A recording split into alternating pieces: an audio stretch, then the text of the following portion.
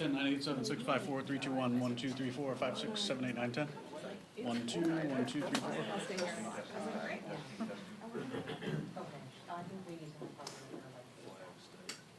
Surprised it took you guys that long to realize it was cut off.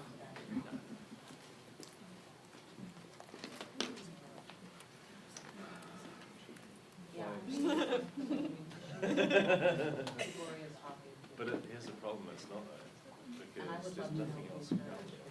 So you're not really flying something around it. Because there's only two places that fly out of it, Christchurch and Argentina. So really you can't get a fly because there's nothing else around. You're either going there or you're going there.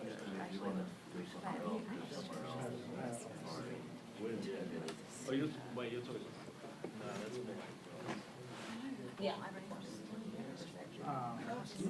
Too close for Right. Yeah. I always think we just want to hide some Too many All right, I checked them all. We go on again? By the time I was I don't know why. I will. Don't talk about it. It's right next to me.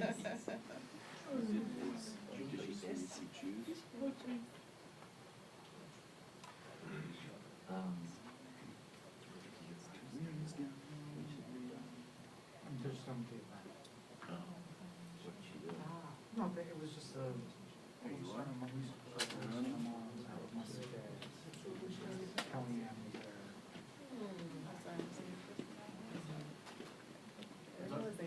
Oh, wow.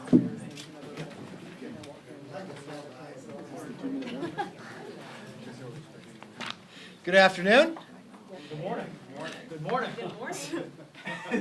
What time is it? 11:30. 11:35. That's afternoon, is it not? Not even in California. Yeah, it's like a good day. You know what? I need to wake up earlier. I got up early and went down to that. No, solid core. Very good. I'll be sore tomorrow. Before I begin, I first want to take an opportunity to give Liz a card to wish all mothers a very happy Mother's Day. We all know in our life the importance of our mother, and it doesn't matter how old you are. Your mother is always there to give you advice like my mother. I'll give you a little quick story. So, when I was first elected, I have to leave early in the morning when I leave from Vegas. It's usually like 4:30 to go to the airport. So my mom's an early riser. She would always volunteer to drive me to the airport. And I thought she just wanted to spend time with me. But by the time I got to the airport, my mom would always hand me a piece of paper. She had written down everything she thought I should work on that week back in session. So my mom continues to give me that advice, and I wish my mom a very happy Mother's Day. Now let's shift back to what we did in Congress this week. Not much, but let's shift back to it. 6 hours. 6 hours was the amount of time Chairman Nadler and his members of the House Judiciary Committee wasted yesterday discussing their manufactured attempt against Attorney General Barr. If you listen to it, question continues to be raised, that Nadler can't even handle the gavel. Not only how he dealt with the last committee hearing, it comes into doubt, regardless of what the issue is, whether he's capable of even being a chairman. But yesterday, he even admitted what he sent in a subpoena was not what his intent was. He was asking in a subpoena for Attorney General Barr to break the law, otherwise he'd hold him in contempt.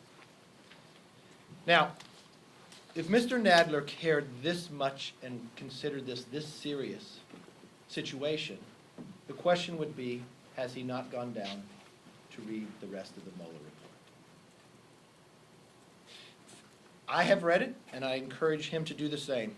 He would realize that 98.5% of Volume 1 is available for him to read.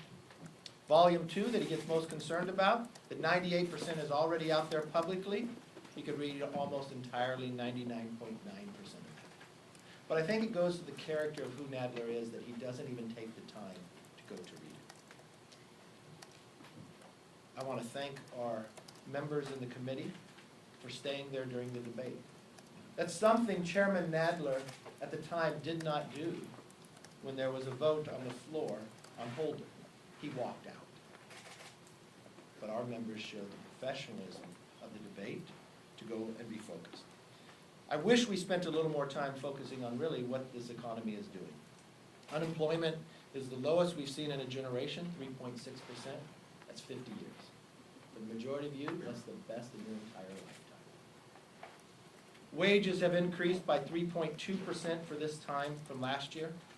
9 straight month growth has topped 3%. GDP for the last quarter is at 3.2%, surpassing every economist's expectation. Even those in the Obama administration who said you'd have to believe in the tooth fairy if you could ever have an economy like this. You don't have to believe in the tooth fairy. You just have to understand the economy. And President Trump does. And our action in the last Congress actually proved that. We continue to have a major crisis along the border. As you watched even this week, New York Times even understood it as well. Everyone in America is understanding the crisis at the border except the Democrats in Congress. There is much that we should be working on, but I believe that Democrats continue to go with the playbook that they wrote the day after the President Trump was elected, that they want to move towards impeachment.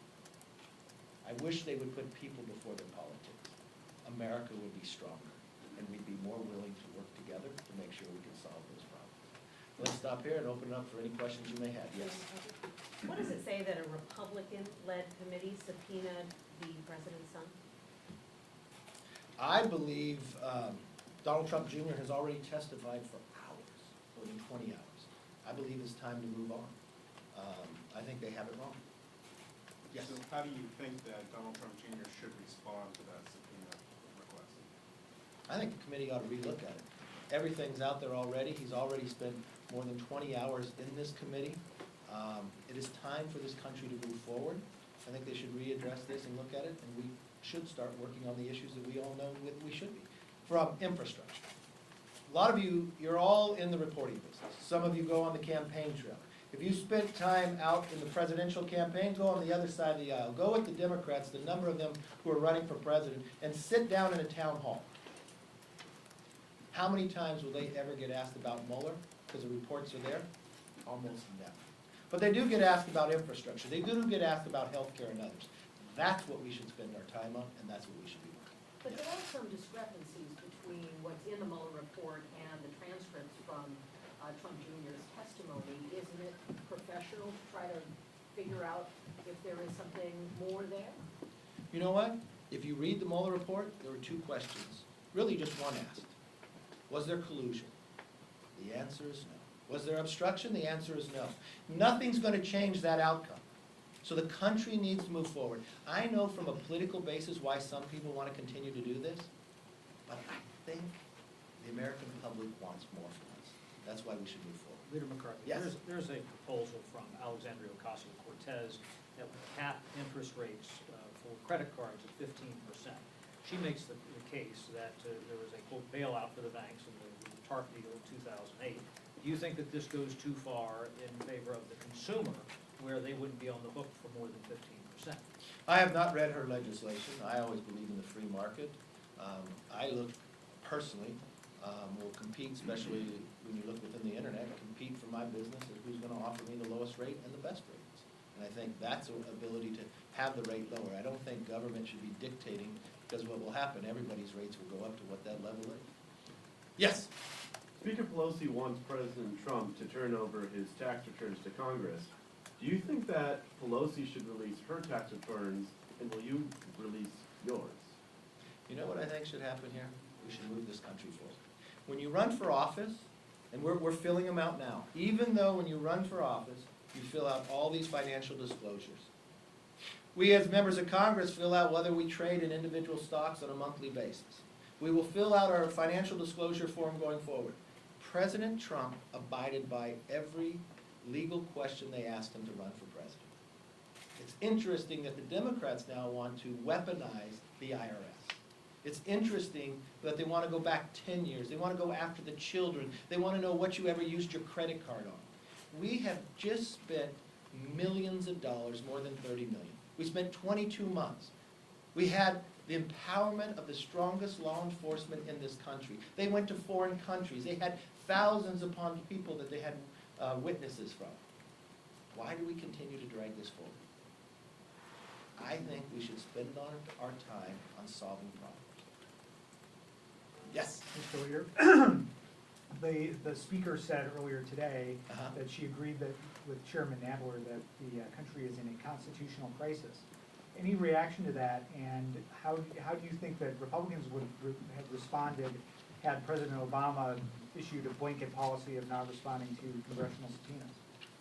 If you looked at President Obama's record on responding to Congress, it wasn't very good. Now, let's take Chairman Nadler, if he's qualified to be a chairman, and Speaker Pelosi's words, that America is in a crisis, okay? Wages have increased by 3.2% from this time last year. Ninth straight month growth has topped 3%. GDP for the last quarter came in 3.2%, surpassing economists' expectations. Unemployment is at the lowest level in 50 years. It reaches every make, gender inside this country that we have found. There are more jobs being offered today than people who are looking for it. The only crisis we have is the majority of this Congress. It's almost an obstruction inside this Congress. Look at the number of bills they have passed. They had to pull 2 yesterday with on suspension. It's no longer the U.S. House of Representatives, it's the U.S. House of Resolutions. That is the crisis that we have before us. That is the challenge that we have before us. Yes, sir. Talk about infrastructure for a minute. You have about 2 more weeks to come up with some ideas for funding the $2 trillion package. Could you give us a progress report on what you're thinking, and will you rule out any higher taxes or new taxes to fund the $2 trillion? I don't believe taxes should be raised, no. The Democrats believe that they can get to $2 trillion. I'd like to see what they believe, how they find the $2 trillion. I'm more than willing to sit down and work with anybody who wants to work together. I believe we have an infrastructure problem, and I want to work to secure our ability to do that. I'm open to ideas. Yeah, do you have any new ideas, or have you heard any from the caucus?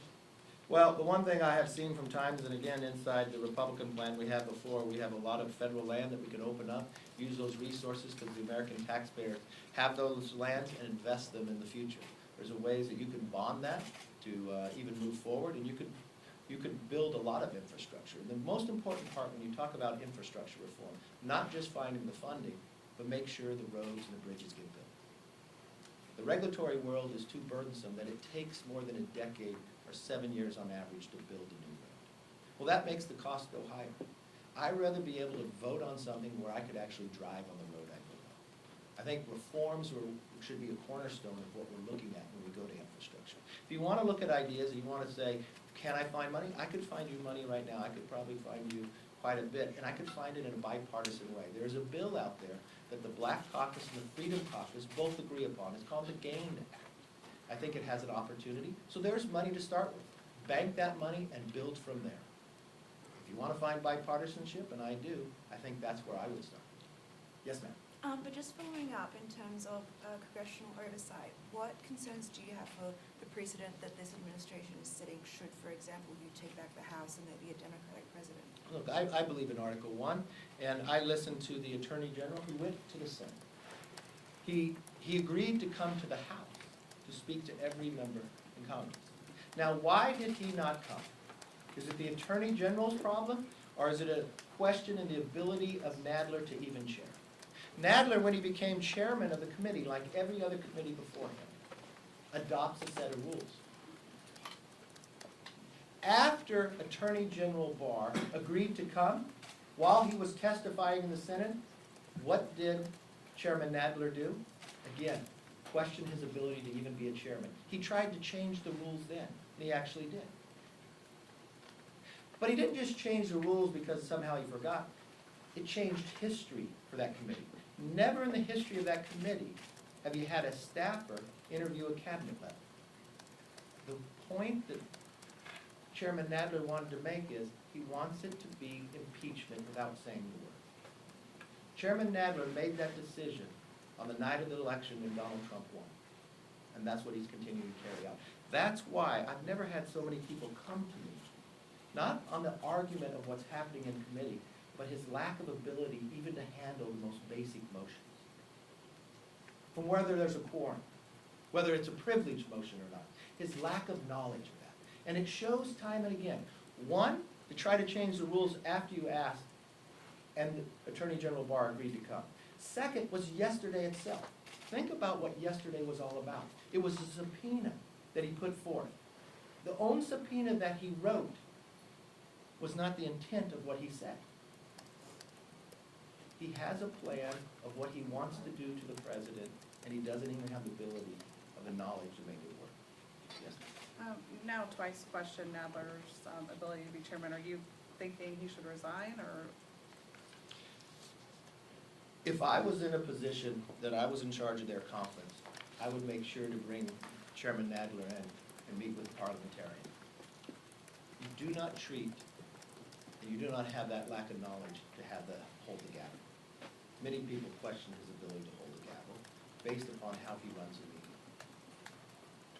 You cannot continue to allow somebody to demean a member on the other side because he disagrees with their amendment, to ignore a privileged motion, to not let both sides debate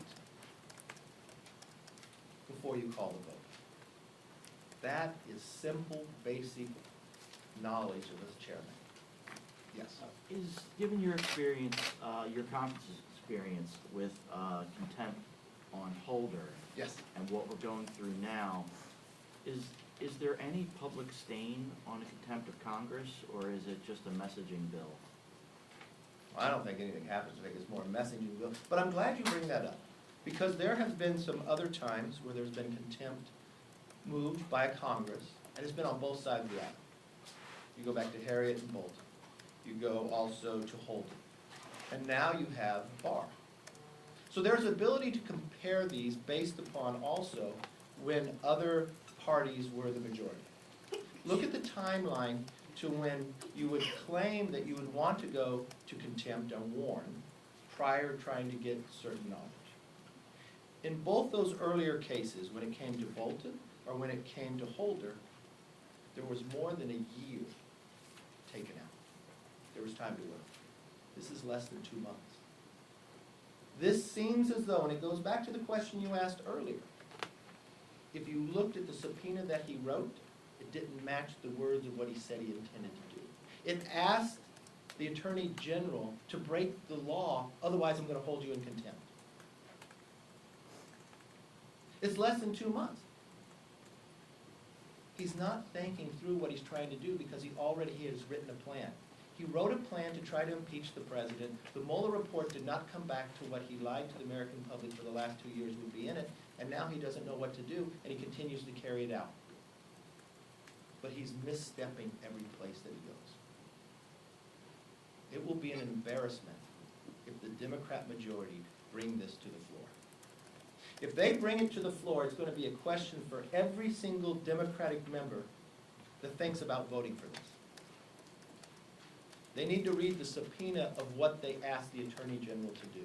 They have to understand this committee asked the Attorney General Barr to come to it to testify. He agreed, and this committee tried to change the rules. Change the rules of the history of Congress for this committee, never before done. And then they were asking this Attorney General Barr to break the law, otherwise I'll hold you in contempt. That's what they'll be voting on. That was the question before Attorney General Barr.